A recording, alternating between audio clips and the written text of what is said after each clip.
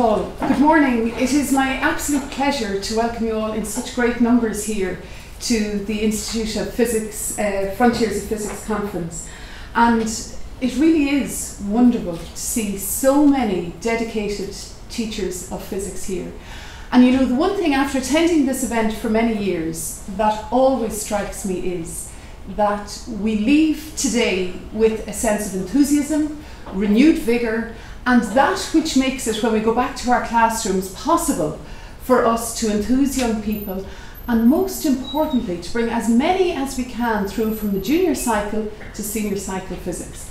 And that is what today gives us. And you know, the programme today has the two key things. When I meet students at third level and they're students of physics and you say to them, what is it that has brought you to physics?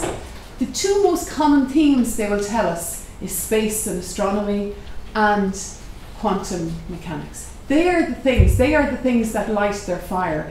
And today you're going to get that in spades, and you will be able to bring that back to your classrooms and encourage young students with it. And that to me will be the success of today, that you can go home and do that. This Frontiers of Physics has been going on for many years up and down the country. And as Paul said, the Institute of Physics Education Committee, I suppose, is really only in the background because you are so fortunate to have the Institute of Physics Teacher Network Coordinators, and they are the ones who make today happen. And I am constantly fascinated, and I really do mean that, by the year on year uniqueness, interesting, engaging programmes that Paul Nugent pulls out of the bag. I actually don't know how you do it, Paul. And I spoke to him last night and I said, oh, we're in Dublin next year, there'll be less travelling for me. We're in Dublin next year. And he says, yes, and I've this speaker lined up and that speaker lined up. You know, isn't that a credit to one individual who can make so much happen? Yeah. That one individual has also David Keenahan behind him, who is also a Teacher Network Coordinator, and he can't be with us today because he's not too well, and I would like that we would send him our good wishes from today. David, no more than Paul, is a powerhouse. They don't just do Frontiers of Physics, they keep workshops going all year. They are available to you to contact when it all goes wrong and the thing you're trying to do with your class is falling apart. They're always available to you.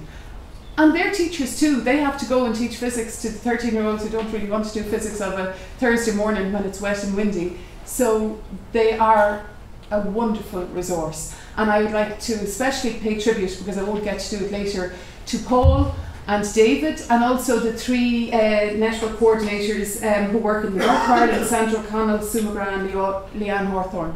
But for today especially, I'd like you to give a round of applause to Paul, if you don't mind.